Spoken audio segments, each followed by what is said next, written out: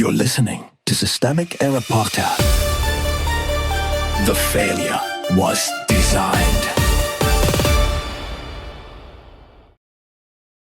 Narcissist Trump proves he's hearing the footsteps of the Grim Reaper, analyst, based on an article by Sarah K. Burris.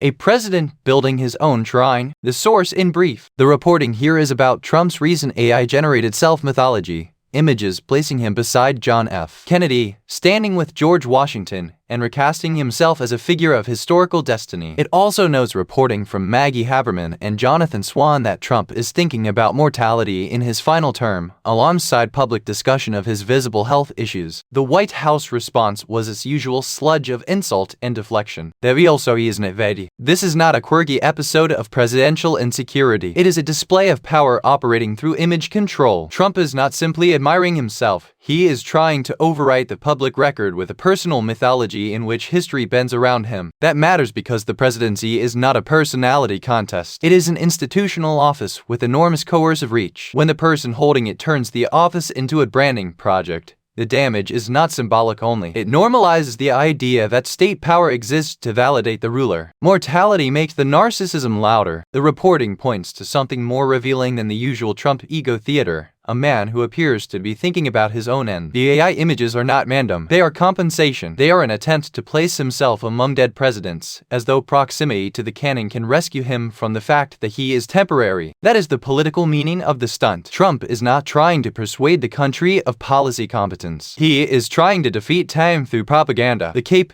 the time travel, the Kennedy imagery, the Washington fantasy. It is the visual language of a man who cannot tolerate limits, so he manufactures immortality in pixels. The White House answer is pure misdirection. The White House response, calling Rothkopf a far-left loser with Trump derangement syndrome, does not rebut anything. It performs the standard authoritarian dodge. When the facts are embarrassing, attack the messenger, invent pathology, and make the argument about the critic instead of the conduct. That tactic is not accidental. It is how power avoids accountability. The administration does not need to explain why the president is staging his own hagiography if it can reframe the question as elite hatred. It is a familiar trick, convert scrutiny into persecution, and then sell victimhood from the seat of power. What the Kennedy Center detail shows. The Kennedy Center detail matters because it exposes how Trump treats cultural institutions, not as public goods, but as surfaces for his name. The source says he has upended the place, with tarps still hanging over the front because he cannot bear the building without his branding attached. That is the governing logic in miniature. He does not inherit institutions. He occupies them, strips them of civic purpose, and repurposes them for self-worship. The result is an empty disaster because emptiness is what remains when public life is subordinated to personal vanity. The larger pattern. The deeper pattern here is not one man's fear of death. It is the collision between democratic institutions and personal rule. Trump uses the office to manufacture permanence, while his defenders use outrage management to smear away the evidence. That is how democratic decay works in practice, not only through overt law-breaking, but through the conversion of public power into a mirror. The political lesson is simple. When a president needs myth more than governance, the country is already paying the price.